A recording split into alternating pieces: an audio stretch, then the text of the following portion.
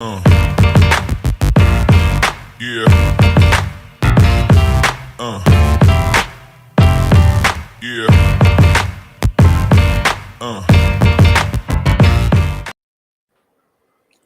What is up, everybody? We are live, and it is Tuesday evening, which means one thing and only. It's me and my boys on the Fantasy Cheat Sheet, presented by GF2 at Going for Two Live on YouTube, on Twitch, on Facebook. Make sure to go like, subscribe, comment, do whatever you need to help us help get the algorithm up to help you with your fantasy advice. Let's talk to the boys, and then we'll get straight into the show.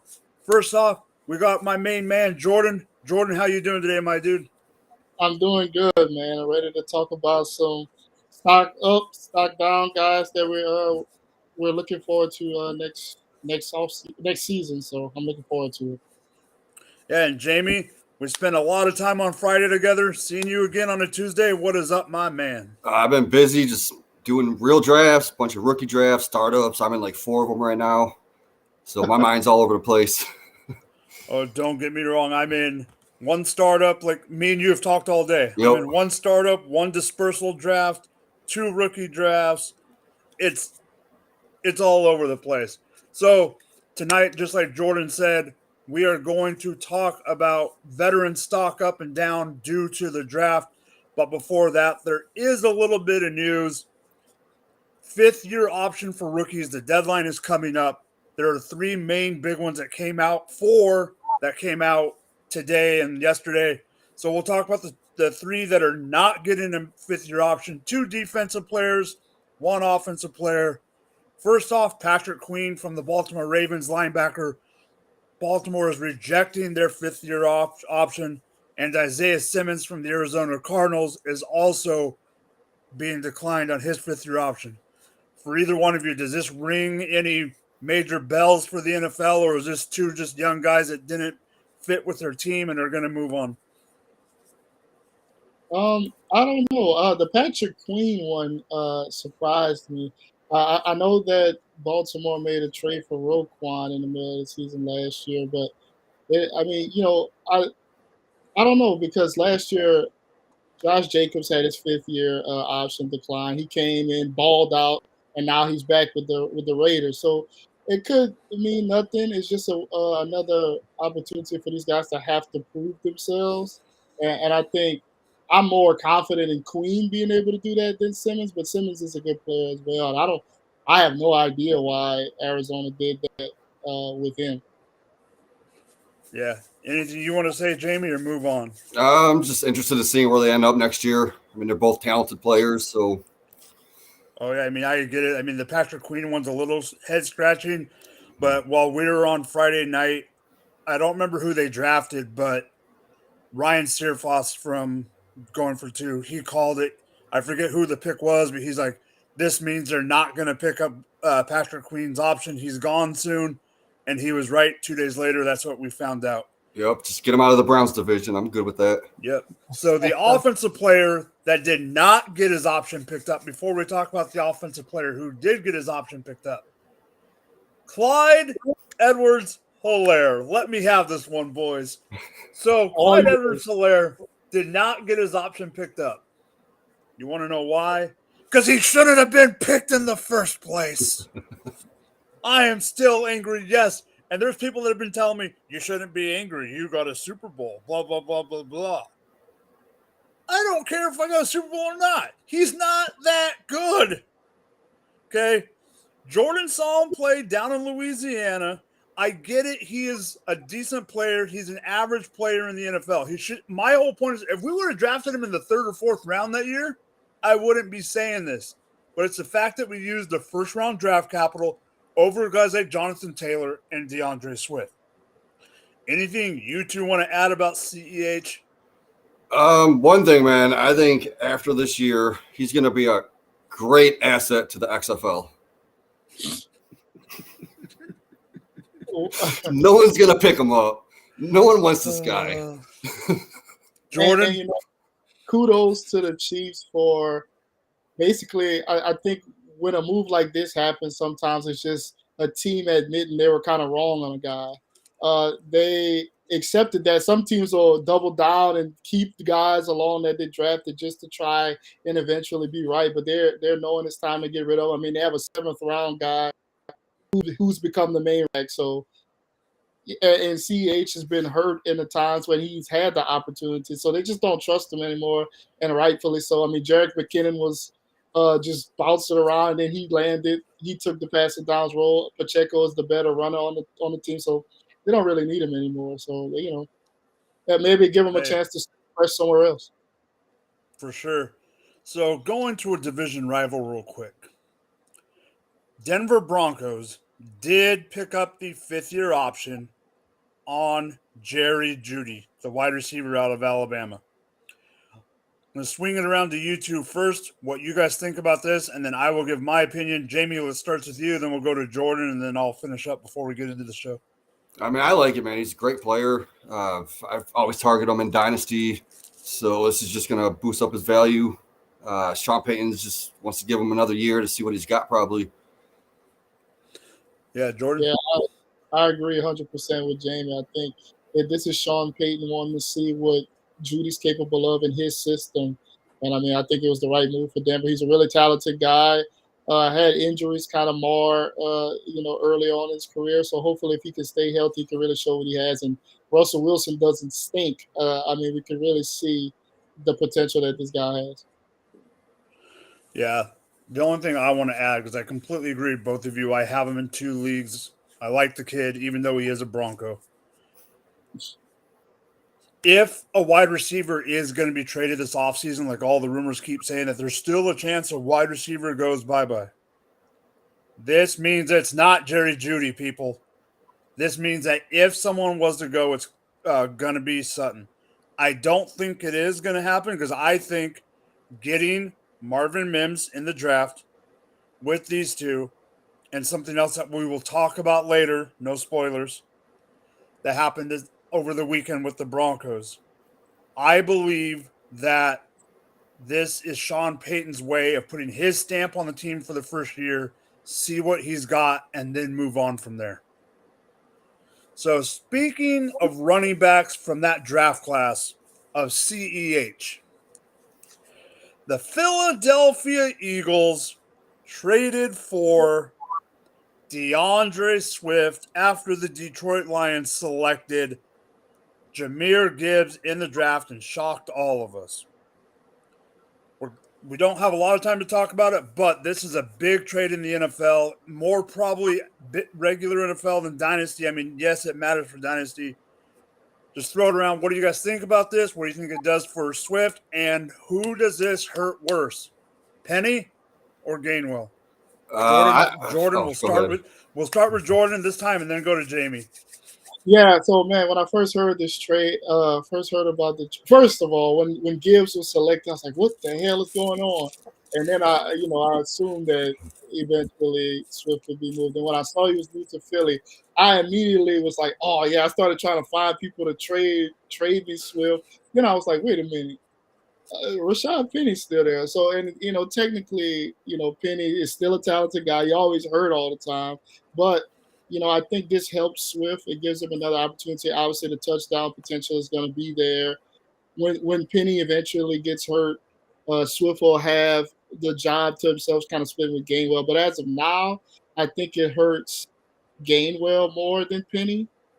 Just getting the passing down and the red zone work that Gainwell was getting. So I think this helps Swift because he's in a much better offense, has opportunities, and I think it hurts Gainwell for the time being. But when Penny gets hurt, Gainwell will step back into that second role, and it'll help him out throughout for the rest of the season. Yep. Jamie, I know you got something to say. I mean, he pretty much touched base on everything. It helps the Eagles team definitely to make another Super Bowl run. It's going to hurt Gainwell's value more with that passing down back roll. He said Penny's going to get hurt eventually, man. Would it be 4 games, 5 games? Plus, he's already, 27? He'll be like 27 and a half by the season starts, so he is getting older. So it could be a long-term thing for Swift because he's only 24. Yep, he is 24. This being his option year or whatever, I think it's his last year before his option. It's going to be interesting to me. I'm a Swift truther, so you guys both know that. So this surprised me like it did you, Jordan, when they drafted freaking Jahmyr Gibbs. It doesn't surprise me because it's freaking the Lions, and there's people were going, "Oh, what if the Lions were to draft Bijan?" I'm like, "Yeah, right. There's no way they draft a running back in the first round at all." And then this happens, and I'm like, "Oh, crud! What if Bijan was on the board? That would have really screwed things up." He would have definitely started Well, that. there was rumors that they were going to take Gibbs before Bijan. I know, that's what I'm saying. It would have screwed things up with those rumors going on. Like there were those rumors out there, but I think this does help Swift. Hopefully, he can get in the good graces of the coaches. I do think he's going to be in a split just like before. I don't think he's going to get the goal line carries that we all hoped he got in Detroit and Jamal got instead. But overall, I agree with both of you. Penny's going to get hurt at some point, and then Gainwell will get a little bit more value. But until then, Gainwell's the guy that's out. And then they also brought back Boston Scott. Sorry, Boston. Your Scott's free. You're not going to be diddly squat. All right, so it's time to put class back in session. We are talking about our veterans up and down because of the draft. Man, it feels like I'm in Baltimore for a second when I looked at the freaking show sheet right off the bat. So let's just get straight down to it. Jordan and Jamie both want to talk about a Baltimore guy. So first off, Jordan, who is yours? And let's get it going. So I know Sear Frost would probably be better able to explain what I'm about to talk about. But J.K. Dobbins, I think his stock has risen a little bit since the draft. The Ravens didn't do much in the way of getting more competition for him in the backfield. He has an off season of finally being healthy. I think that helps as well. That shows that the Ravens are trusting him. They still have Gus behind them, but I mean, I don't think Gus is a threat anymore to take his job. I expect Dobbins to kind of take more of the workload going in the next season. He's still a young guy. The offense should be much better with the weapons they have on the outside. I expect them to be able to move the ball more. When Dobbins was healthy, he averaged about 6 yards a carry. So I can see, I'm not saying 6 yards a carry, but I mean, even if he's down to 4.5, or whatever, I see him just being able to build on his rookie year, more touchdowns, opportunities, and stuff like that. So I like the fact that the Ravens didn't do anything, and that means he's the guy. Yep, Jamie, what do you want to say about J.K. Dobbins? I mean, I like Dobbins, man. I'm actually targeting him right now in best balls and dynasty drafts. Last year when he came back from that injury, he had that injury, so he wasn't 100%. Even with that kink in his armor, he was third overall in breakaway run rate. So imagine him being a fully healthy Dobbins. Like, I love it. And plus, they're a run-heavy offense. I know there's talk about throwing the ball more, but that's just going to open it up more for Dobbins in the passing game, possibly. So in PPR, that could raise his value. So I like Dobbins a lot. All right, so here we go.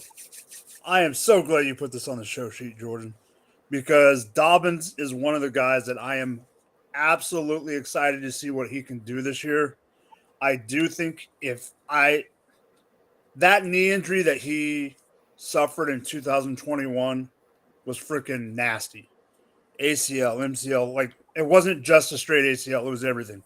So when everyone thought he was going to be able to come back right away, be 100% game one, those people were delusional. Searfoss would probably tell you to that too. They needed to get him back. Yes, there's some problems, that offseason, like, it's just not working out, blah, blah. Just like you said, almost 6 yards a carry, just like the stat, I can't remember off the top of my head, but just like the stat that Jamie just said about his breakaway run rate. Breakaway run rate. Yep. That's with a not 100% leg. Then he goes and gets hurt. He had a decent opportunity share while he was on the field. He even had over, I think, 40, it was around 40% opportunity share for the season, missing 8 games, okay, out of the backfield opportunity. Almost 50% of the running back shares, and he missed half the season, okay? It's not a coincidence that I like him. Shameless plug here. I did pick him as one of my bounce back guys in my article on Dynasty Nerds. Go check that out. It is in there. But I do believe that he is going to have that kind of year. I think we're all in agreement that we like J.K. Dobbins this year.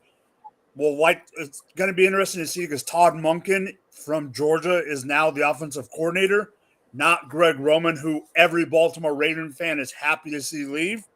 So we'll have to see what happens. Just like the Baltimore Ravens did not help him out in the backfield and did not get any competition, they did draft some competition out on the wideouts. Jamie, who is your guy? Stock up, stock down, and why? I'm going with Bateman, stock down. I'm just worried about them adding Flowers. They also added OBJ in the offseason. And then did they add Antonio Brown also? Not yet. But there's talk. There's talk, but there's talk. There was also shade, so we'll see what happens. So, I mean, with Flowers coming in, OBJ coming in, you got Andrews there, and they could use Dobbins in the backfield more. There's just not enough targets. Plus, Bateman's always getting hurt. He's never healthy. The only thing that sticks out is that draft capital that I'm liking. He's got some speed to him, but I'm just not buying him at the price right now that everyone else is. So I'm not getting him unless I can get him at a lower price. So stock down for Bateman. Yeah, I agree with that. I think it's definitely stock down for this year. But I don't know how long we can expect Odell to be at a high level. He's like 30 or 31 or something like that. So Bateman's still a young guy. He still has a chance. I thought that there was rumors that before they drafted Flowers that they might try to get Hopkins. I know that's what Lamar wanted. Yep. If they would have gotten that, for sure, it would have been stock down for Bateman. But I still think, there's a chance for him next season, not this upcoming season, but next season if Odell just doesn't pan out. I still think Bateman has a chance, but he has to stay healthy in order to live up to that potential. All right, Jamie, I don't like you right now. Why? What'd I do? Because you're freaking right. And it's not that I don't like you being right. It's that I don't want you to be right this time. Yeah. I like Bateman. I was all over him last year. This bugs me the fact that Bateman's stock is down. I will say that I just don't see the old man. I know he's not old. I'm not saying body-wise, old man OBJ coming in and taking over that path. And the problem to me isn't OBJ in the sense that he's going to be a stud player. And I think you would both agree with that. The problem is, in Baltimore, there's limited opportunities in the passing game as is. And then you add Mark Andrews coming back. I think Mark Andrews is going to try to show people that he's Mark Andrews. Then you have Bateman. I mean, we have Bateman on the side. But then you bring in OBJ. And then you draft Flowers. Then you got Bateman. That's fourth, like you said, that's fourth on the totem pole.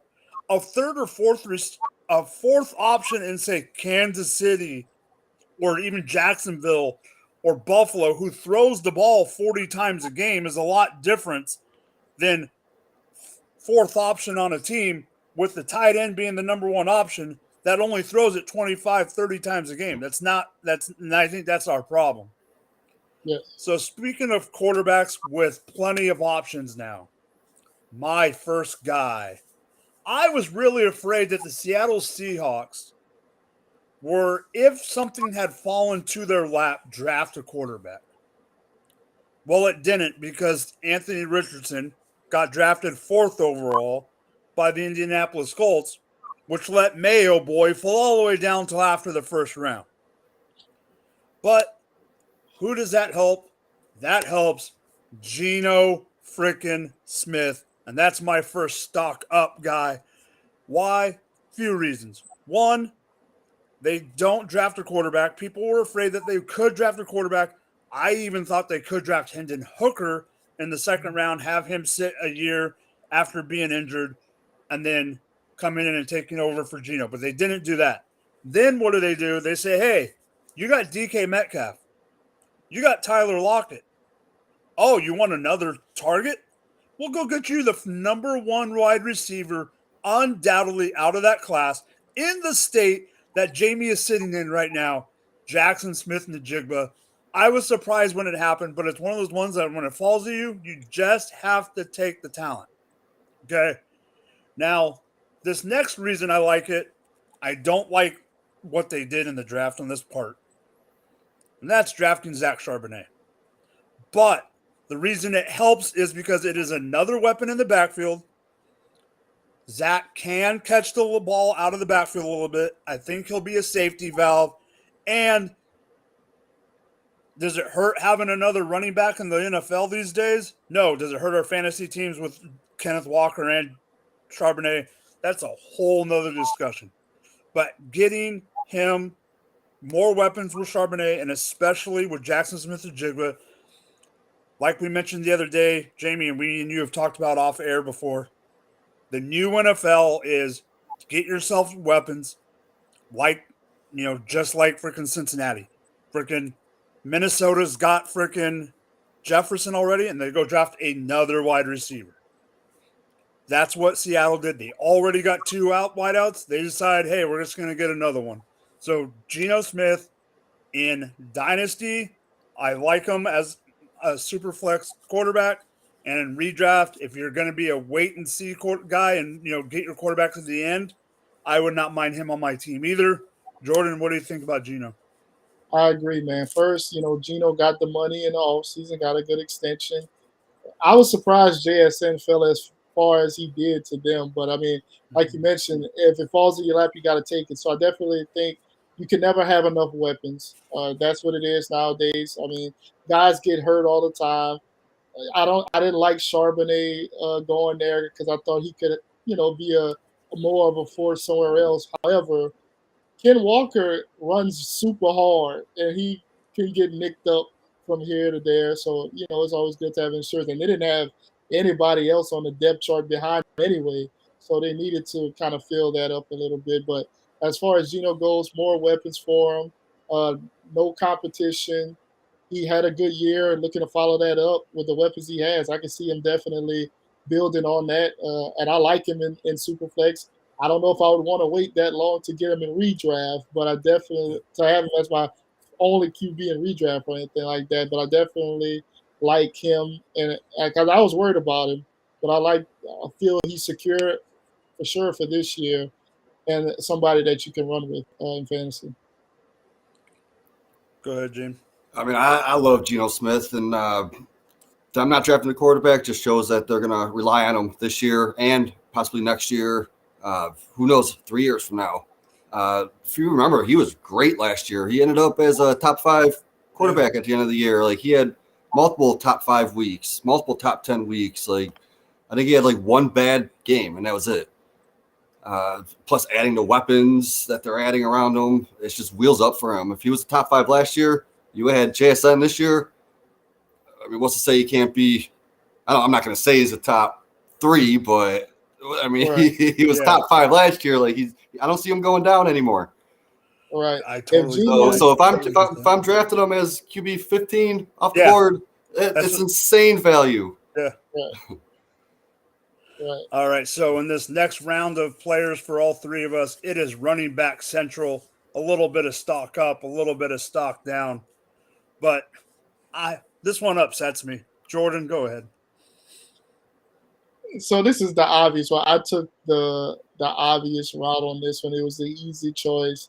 Tyler Algier ran hard, ran well for the Falcons. He shared time at the beginning of the year, then kind of took the job towards the end. And how was he rewarded this offseason by the Falcons? By them bringing in one of the best running back prospects they've had in the last 10 years in Bijan. So with them drafting Bijan, that obviously means there isn't going to be no committee, I don't believe. No committee. It's Bijan, ride Bijan till the wheels fall off, Derrick Henry style. And so that means Algier is just merely a handcuff. That's it. Like I think it reduces him to nothing more than you take him in the late rounds, and just in case Bijan gets hurt. I don't see him doing anything other than that. I mean, he'll get carries here and there, but this is the Bijan show because they wouldn't have took him as high as they did if that wasn't going to be the plan for him. So Algier played hard. He played well last year, but I mean, they got a better player, and so now he's got to take a back seat. Jamie. Yeah, I mean, he did play well last year, but there's really nothing special about Algier anyway. I was telling people to just get rid of him now before they draft anyone in the draft.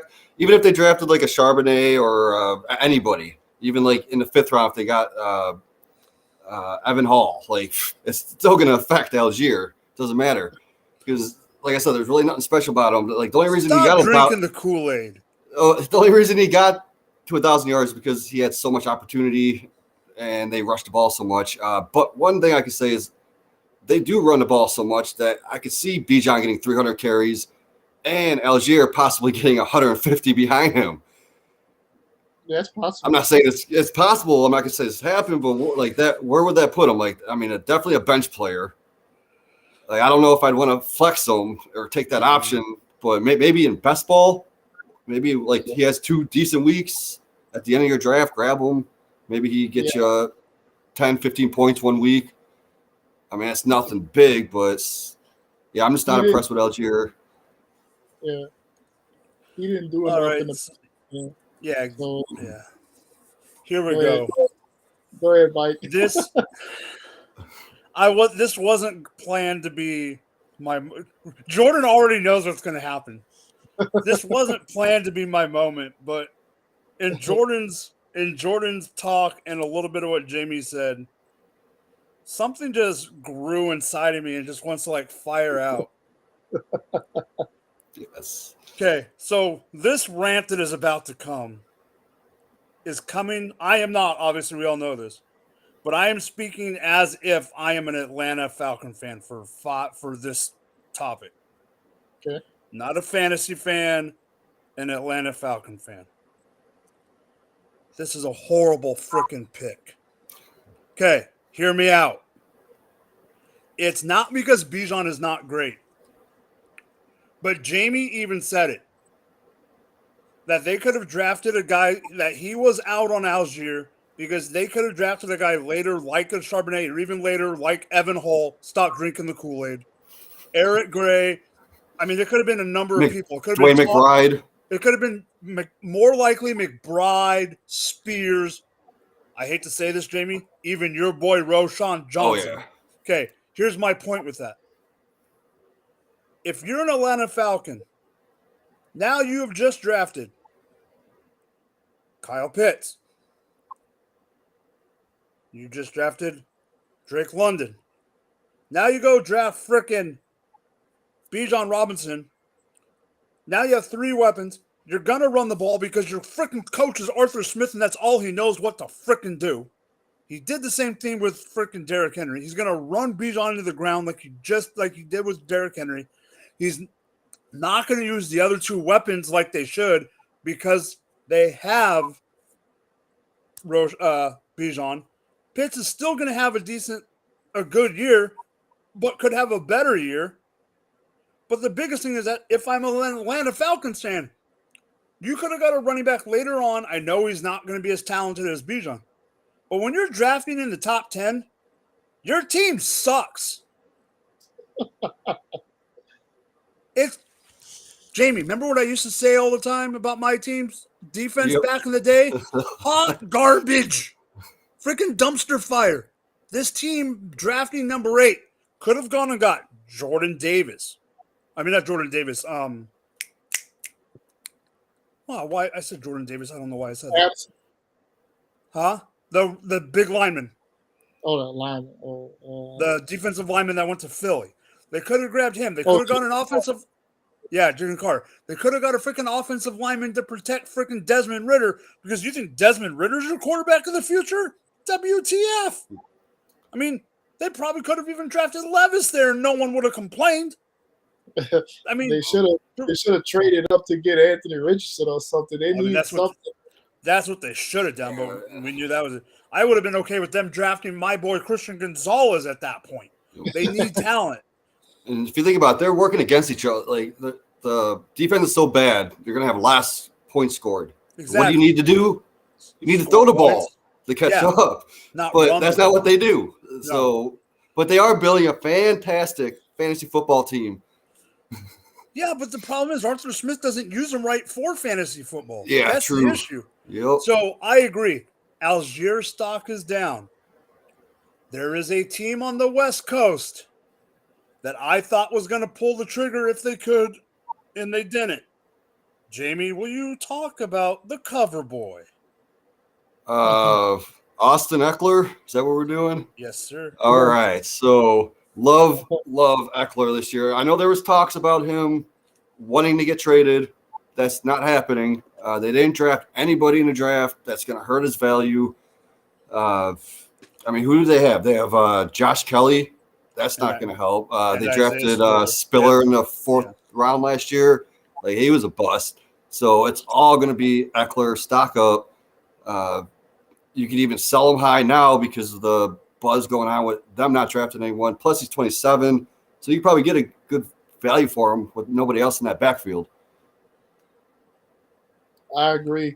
The minute that contract situation isn't going anywhere, though. So even if they don't trade him this year, they have to face it at some point. And they're not going to pay him the older he gets. So if they're not paying him now, they're not going to pay him next season if they have to revisit again. So it's a good, like you mentioned, it's a good time to sell him.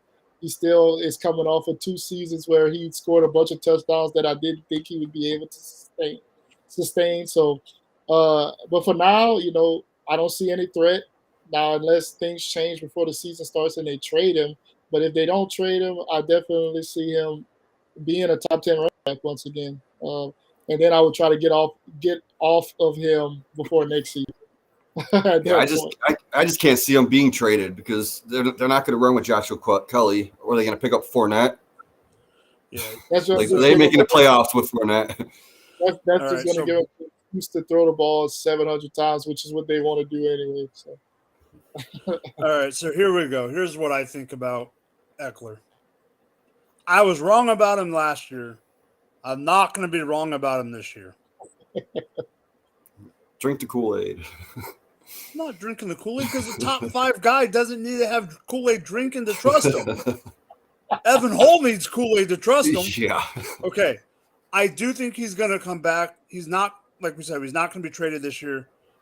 I honestly didn't think he would be traded. I don't think Kellen Moore, the new offensive coordinator, wants him to be traded because I also think when you bring in a new coaching staff, you need to see what you got. And I do 100% agree with Jordan on the fact that I don't know. I mean, they're going to have to face it sooner or later. I don't know if he's on the team next year.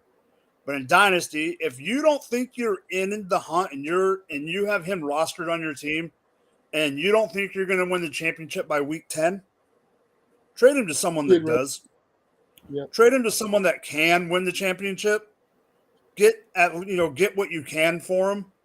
But for this season, his stock is up. He's going to be a top 10. I mean, I said he wouldn't be a top 5 running back last year. I'm stupid if I say I don't think he could be a top 5 running back this year. I think his floor is probably top 7 at this point. And the problem is the way the running back position is in the NFL this year. He could be he's one of those guys that could be considered a bell cow running back, even though he gets less than 15 carries a game, because he gets so many freaking touches and opportunities out of the backfield to make up for it. He's not one of those guys that just gets the opportunities. And he's very efficient. Very efficient. Yeah. All right, so let's talk about another backfield, and I am not happy about this one either. This is one of my stock downs. New York Jets backfield, they got Breece Hall. We all like Breece Hall. He's coming off a freaking ACL injury. But my stock down isn't Breece Hall. I thought they had Breece Hall and they got Michael Carter, and I did not think they were going to draft a running back that had any major significance in the draft. And I know it wasn't a high draft pick, okay? But in all reality these days, running backs aren't drafted that high. And like Jordan mentioned it in the news, Isaiah Pacheco was a 7th-round pick for the Chiefs last year, and now he's their Super Bowl starter and their starter this year, which allowed them not to give CEH the 5th-year option. I know I'm going to maybe butcher his name, so feel free to correct me. Not you, Jamie, Jordan, because you will mess it up too. Yep. I don't know, so I'm not even going to try. You're not. Okay, I'm going to try it. I know. I'm going to try it. The Jets in the 5th round drafted Israel Abanikanda. Nope. Abanikanda. Nope. Abanikanda. There we go. I knew I was going to mess it up. From the University of Pittsburgh, even though they spent decent draft capital on Michael Carter 2 years ago from North Carolina. So they drafted a running back 3 years in a row. Not as high as like Buffalo did when they drafted freaking Moss and Singletary and all that. But they drafted Carter. Then they drafted Brees Hall. Now they draft Izzy. I'm leaving his name at Izzy for the rest of the show. The Jets, admit it. I know you run a system like the Niners and you like to have the hot hand. You want multiple running backs just like the Niners do and the Dolphins do. Izzy is too much like Carter to have Carter be the 3rd guy. I'm sorry. I am out on Michael Carter. I have Michael Carter in the league. He's toast. I think Izzy is going to be the 2 by the end of the season. Brees is going to be the number 1. And Carter's only going to get run. I mean, Zonovan Knight got run last year. Carter's only going to get run if injury dictates that. And that is sad to see for someone that I thought was going to have a decent run at it 2 years ago. Jamie, why don't you start this one? I don't think Brees Hall is going to be ready for the season. I know the coach speak says he's gonna, but he got injured, week 7 or 8? Yeah, 7. Last year. So that injury is going to take time. And even when he does come back, he might not be 100%. But yeah, Michael Carter is definitely going to be below Izzy. Yep, and that's my issue. So maybe not the very beginning of the season because it does take some time for the running backs to get acclimated to the offense and the speed of the game. But with Zonovan Knight, if he's there, if Brees Hall's not 100%, Michael Carter in the beginning of the season, you might see him the first few weeks get a little bit more work. So that's when you want to trade him. As soon as you see him getting those touches or passes thrown to him, trade him that week. Because Izzy is going to take over 100%, no doubt in my mind. Carter was, a 4th-round pick? I know Izzy was late too, but still better player, better workout metrics, better prospect, better everything in my book. Yep. Go ahead, Yeah, Jordan. I don't have much to add. Like you mentioned, Mike already. Bam's getting run last year, and Carter had a chance to completely run away with the job. I know they was using some Ty Johnson as well at that point, but I think his time has kind of faded. Unless Brees Hall isn't ready to start the year, he'll have another opportunity. He'll have to make the most of it. But I mean, once Brees is fully healthy, I see him fade to the back and them kind of moving on from him, so to speak, unless injury dictates that he gets another chance. Yep, for sure. So a team from way upstate New York is still pining to get to the Super Bowl. Everyone thought they were going to draft a certain position, but they didn't on offense. But that helps somebody out, and Jordan likes this guy. Go ahead, Jordan. So I mean, it helps out another guy as well, Gabe Davis. Yep. But the guy I wanted to talk about is Khalil Shakir. He was like the 4th receiver on the depth chart last year, behind Isaiah McKenzie. In the games McKenzie got hurt, Shaquille filled in. He had a couple of big games, and then now that McKenzie's gone, is in Indianapolis, that opened up an opportunity for him to be the 3rd receiver. Gabe Davis didn't do what we all expect. Well, I don't know about we all, but what I expected him to do last year. And so that number 2 position hasn't been, solidified yet. I know management has said that Gabe Davis is the number 2 guy, but if Shakir continues to perform. I think he could possibly get more opportunity to step into that number 2 role. I like what he did in those chances that he got. They didn't draft anybody, so now he slides in on an offense that's prolific, throwing all the time. Diggs is going to be the guy, obviously. I know they drafted another weapon in Dalton Kincaid, but I just think they like to go with the 3 wide receivers. Shakir is a explosive guy. I think he can do some things for them, and he with the opportunity he was given, he made the most of it. So I see him get more opportunities. If Gabe Davis doesn't, take another step, I can see Shakir, being a good wide receiver 3 or whatever. But in a good offense, you always want to have as many guys attached to good offenses as possible, and he's another one of those guys. Yeah, so for me, real quick, I'll go first, Jamie, on this one. Khalil Shakir is a guy that I liked last year. I do think that. Okay, let me say this about Gabe Davis real quick. Everyone thought that they needed to help Gabe Davis out. That's one of the reasons they're going to try to replace Gabe. And there's people in the Gabe camp that love Gabe Davis. Stop loving Gabe Davis. That is some.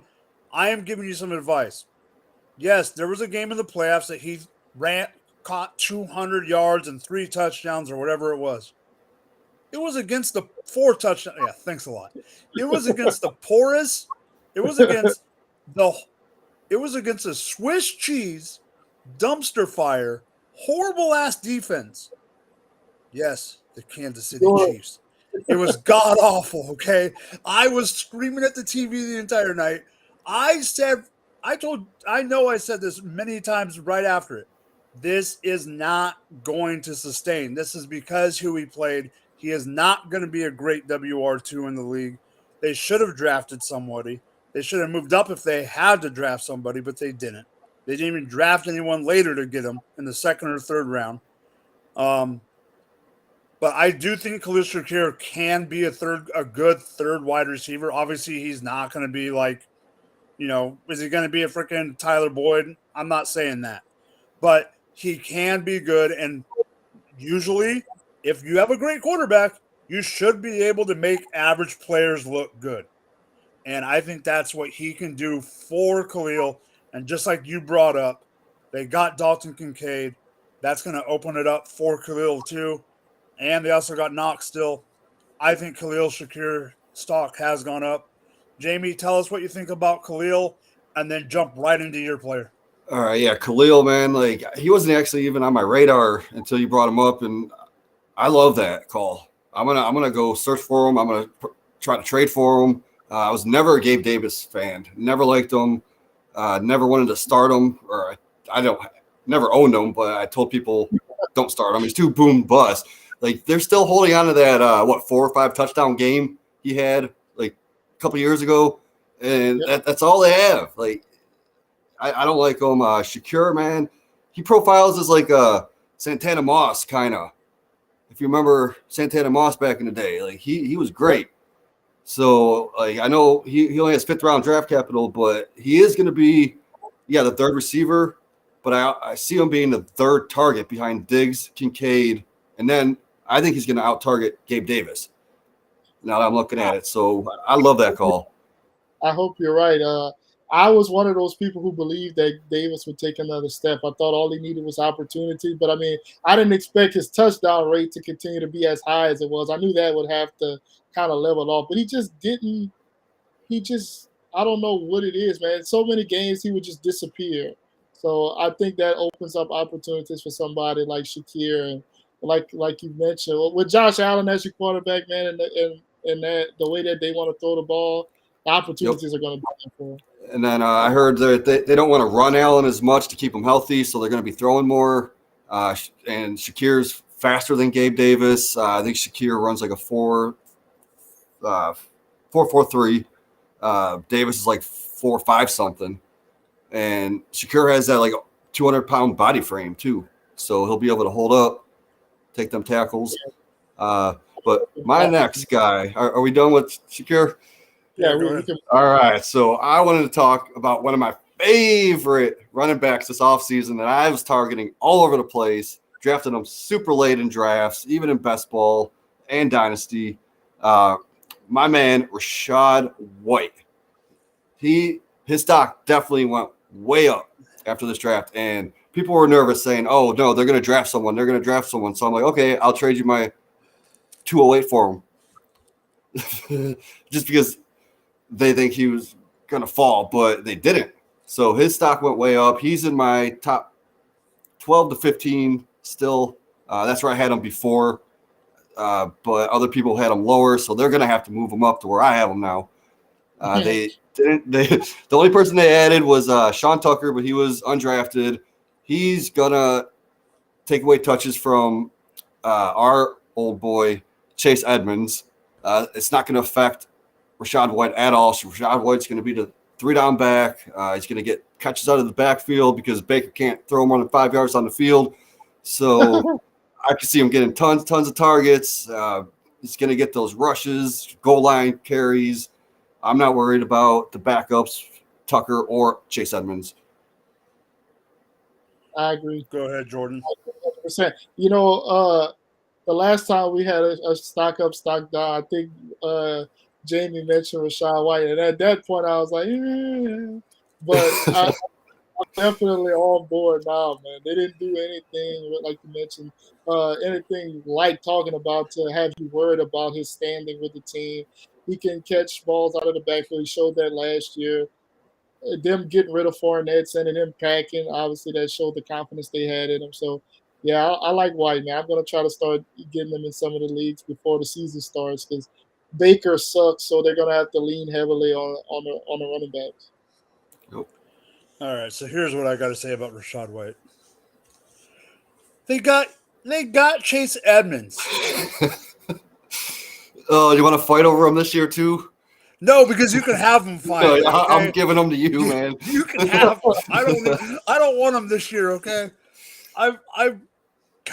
he's like my old Doug Martin. I couldn't quit Doug Martin. I couldn't quit Chase Edmonds. I have finally quit Chase Edmonds.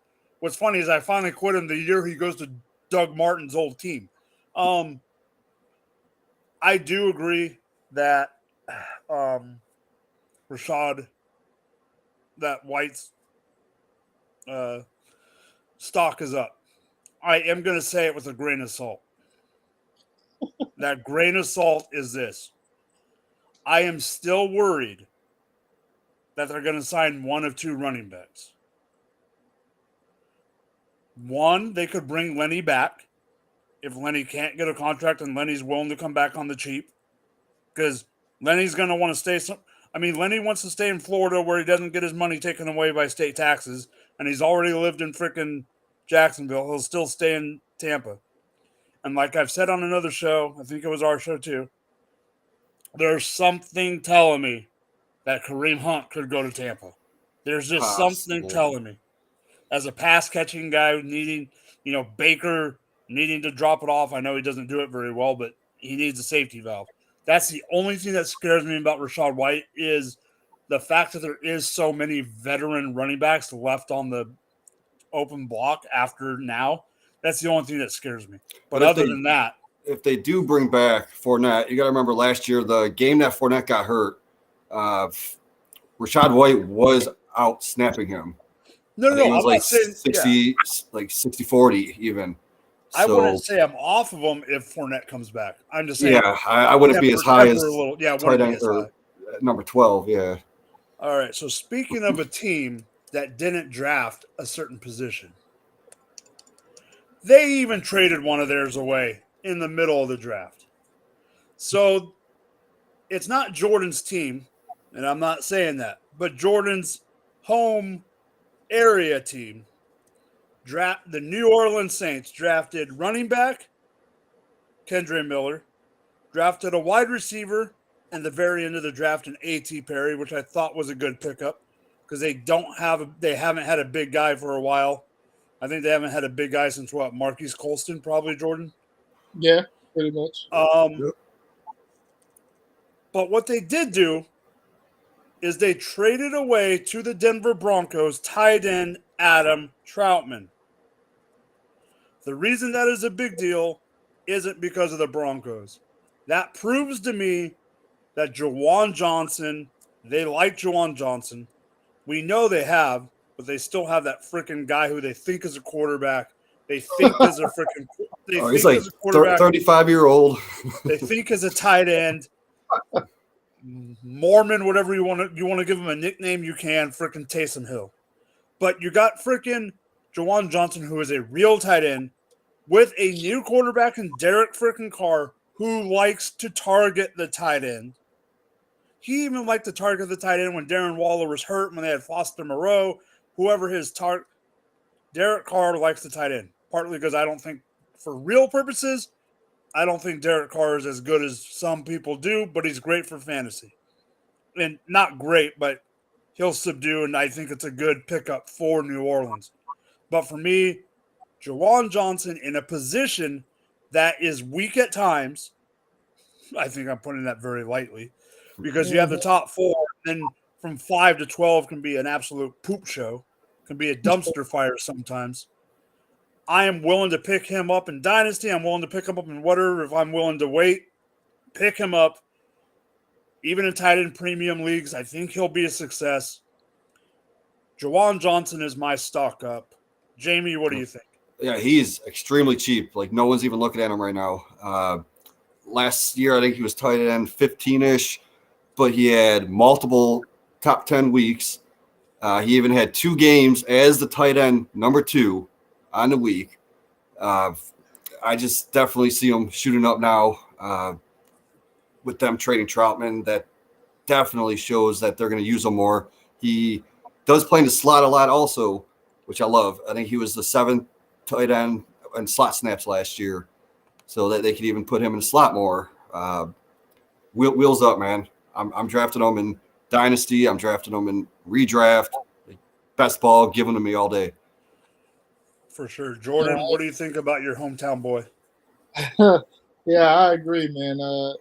When Troutman got sent back, and I think that helps Johnson a lot. He produced. I didn't know how good he was, really, and then last year he kind of showed some things.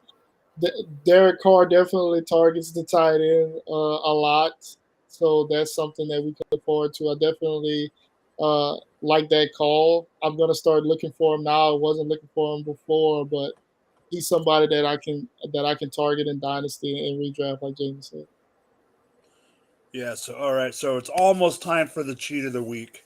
Almost. But before we do that, we got to shout out our sponsor,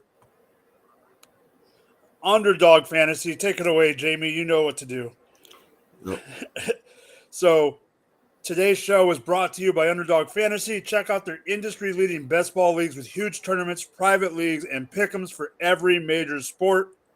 Sign up with our promo code GF2 and get a deposit match up to $100. Don't forget, it's NBA playoffs right now, hockey playoffs, and everything else coming up. It's as simple as that. Sign up using the promo code GF2, and you can start drafting your best ball teams right now. I know Jamie is in the middle of a draft probably as we speak on best I'm in ball. like four best balls. Yeah, so, I mean, I knew that was going to be. So, hey, go ahead. Join GF2's promo code on Underdog. So for the cheat sheet, for the cheat of the week, I just realized we got a lot of negativity in this, and I absolutely am here for it. Jordan, why don't you start it off? Because I know even with About Yours, Jamie has one thing he wants to say about your topic. So go ahead, Jordan. So this guy, I thought, what the Lions signed David Montgomery, so I thought this was wheels up for this guy at the time when it happened. And then the Bears have made 2 moves since that have kind of definitely tapered my enthusiasm for this guy, even made me kind of turn away from this guy, because one of the moves that the Bears made was somebody that Jamie loves so much. So I'm talking about Khalil Herbert. His stock is down to me. Dante Foreman is expected to be the running downs guy as of now. Obviously, before he get to camp and stuff, he's projected to be a starter in that capacity. And now with the Bears drafting Roshan Johnson, Herbert has competition for that backup role as well, and Johnson could beat him out for that. So he could go from possibly being a starter to being a third string guy with the talent that the Bears added. So I'm not really. I mean, obviously, with running backs, injuries happen all the time, so it's a possibility. But as of now, with Foreman taking the rushing downs and Roshan battling for the receiving role, he doesn't have anything set in stone right now. So I'm not looking to go out there and grab Khalil Herbert like I was initially. So I'm just gonna, if he falls late, I might take him because the Bears still are gonna run the ball. But I'm not excited to have him at all. His stock is going down. I'd rather have Roshan or Foreman at this point. All right, Jamie. Well, you're a smart man. I'm setting it up for you, Jamie. Here's the setup. Tell me why Khalil Herbert will be the 3 and Roshan will be the number 2 and possibly the number 1 because I know that's what you think. Well, Roshan will eventually take over the number 1 spot this year. It's just a matter of question when. I mean, he is the better of the back out of all 3 of them. I mean, the one thing that gets me is like Khalil Herbert's only on a 2-year deal still, so he'll be gone after 2024. Foreman will be gone after this year. So for the future, it's definitely wheels up for Roshan Johnson in that offense. But I can see Khalil Herbert just being a great number 2 backup to Roshan. He's never going to pass him up in the depth chart. They might split like 60-40, but eventually like it's going to be 70-30, go to 80-20, 90-10. No. All right, so I'll be honest here. I've never heard so much love for a running back that was a backup in college in my freaking life. Okay, let's get off of the Roshan train. I think Jamie's already freaking popped the tires. One more thing. In college, 49% broken tackle rate. So half of his carries, breaking tackles. Okay, here we go. All right. Going against Big 12 defenses that are the worst than high schoolers out in Louisiana. Okay. Wait, what about Bijan? That's true, playing to say this. We'll see. Okay. Let's get back to the player at hand for a second. All righty. I agree the way I felt when David Montgomery was signed is the exact same way Jordan felt. I thought, wheels up, let's go. And then they go and get Foreman, and I went, wheels up, let's go. Now they go and draft Roshan Johnson, and I'm like, where's the air in my freaking tires? There ain't no wheels up, they're freaking wheels down. I do think he will still have a role. I just get him as a handcuff if you're in a deep league, but his value,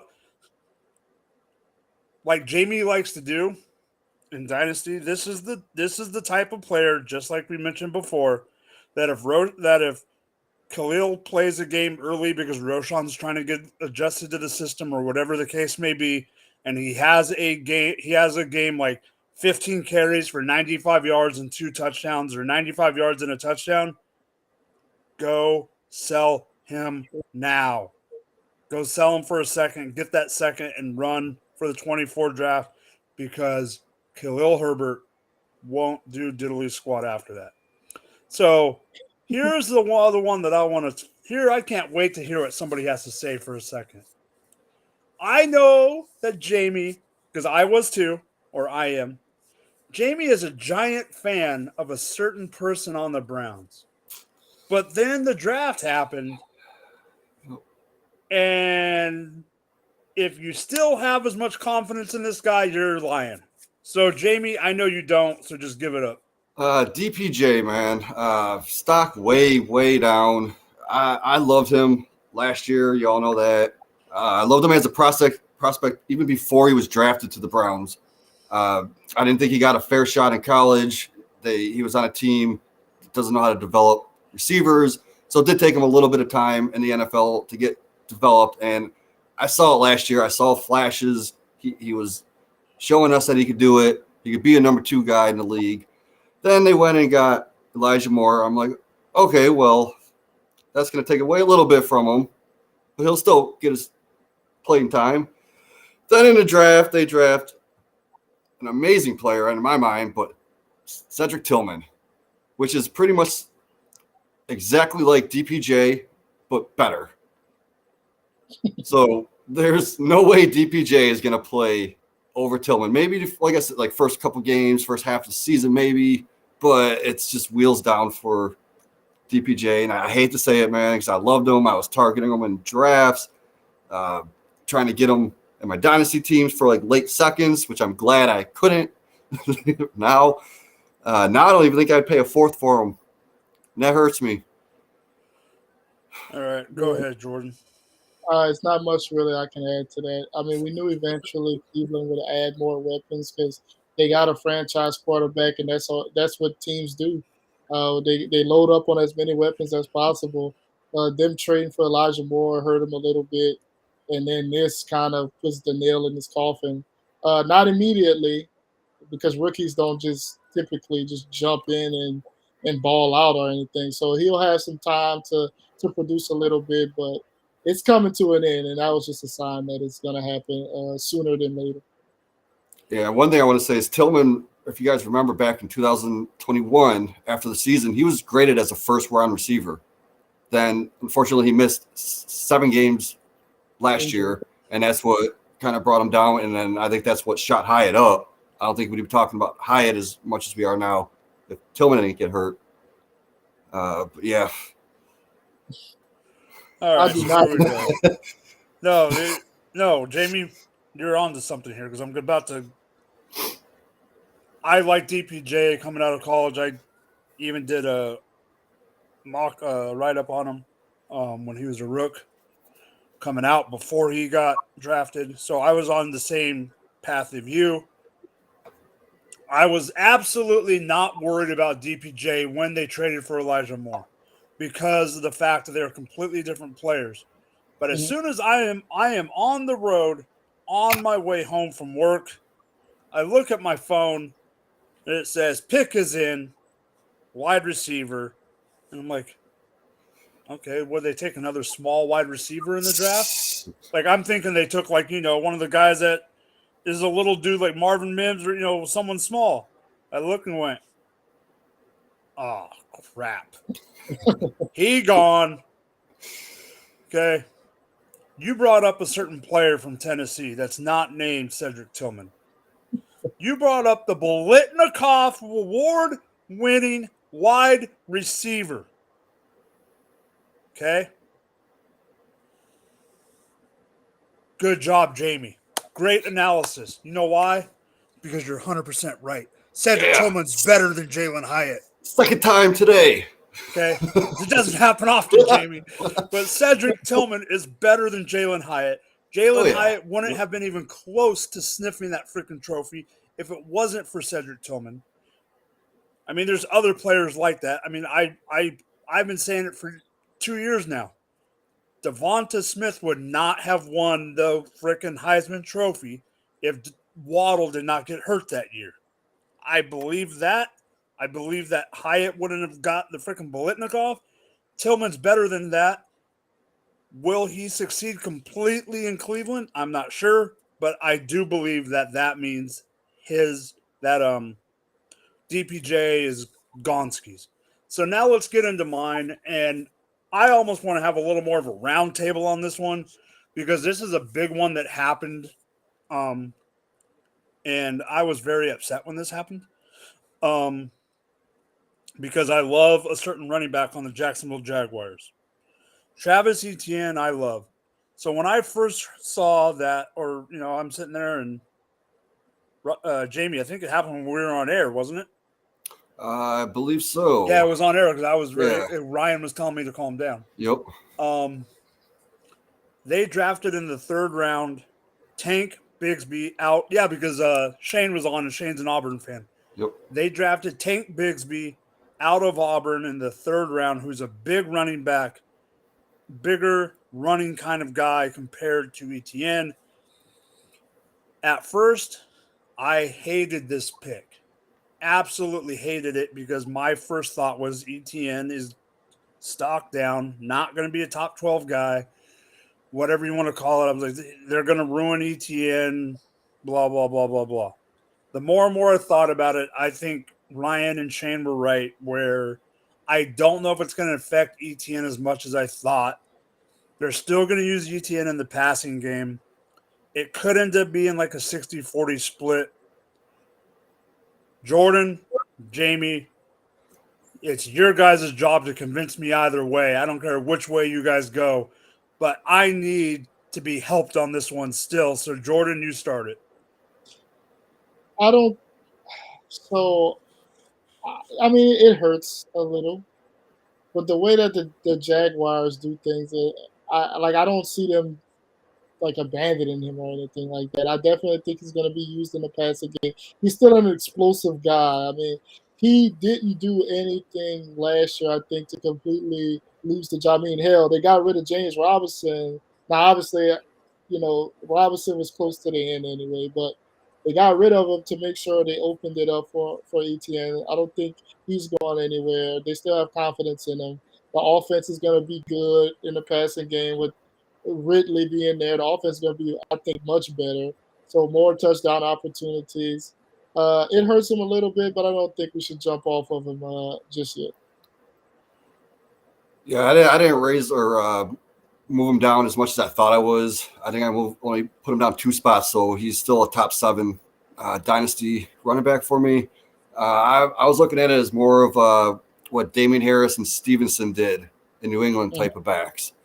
Like ETN's still going to get the passing downs, still get the early work, and they'll just bring in Bigsby when they need those 1 or 2 yards, get the first down or at the goal line.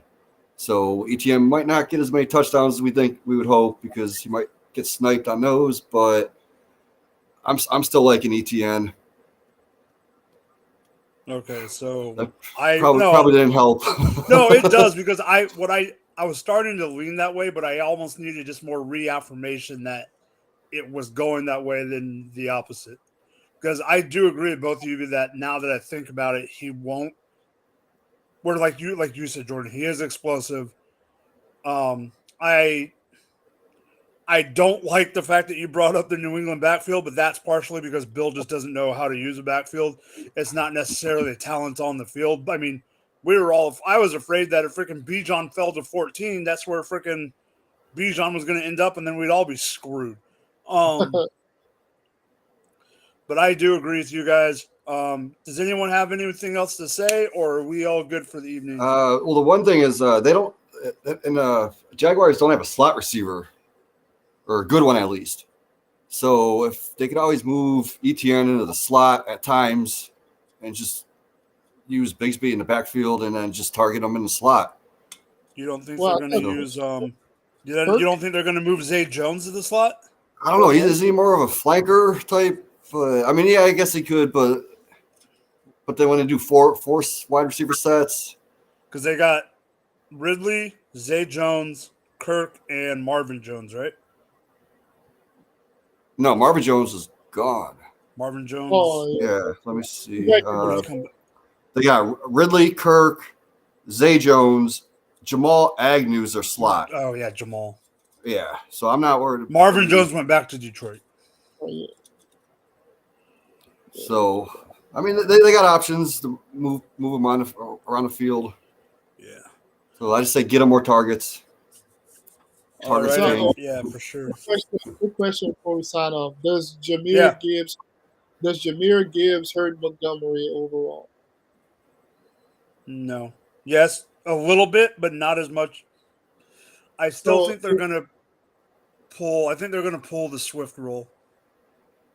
He'll get more of the Swift roll, I think, or more than, because Swift was only getting like 45 to 50% of the snaps. I think you don't take a guy that high in the draft and only give him 50%. I think it's going to be like 60-40 Gibbs, but I think when you get down to I think Montgomery's going to get the 100%, the goal line, like the 10-yard and in stuff. So does this? Do y'all think that changed his role? Like if it would have just been Montgomery, how different would it have been compared to what it's going to be now? it hurts it a little bit, but let's put it in this perspective. I'm in a dispersal draft right now, and so not every player is available. One of the running back I went wide receiver heavy. One of the running backs that I was targeting got picked right before me.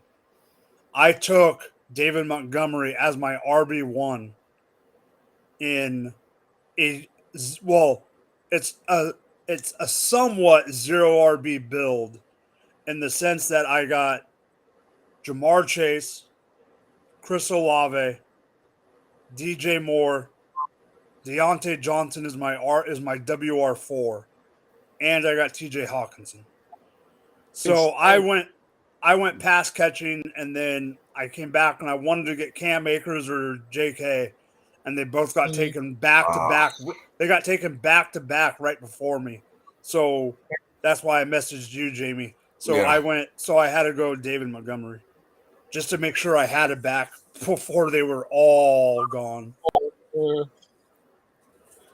All right, so we're going to go around the horn, do some sign-offs, and then we are good for this Tuesday evening. Jamie, start them off.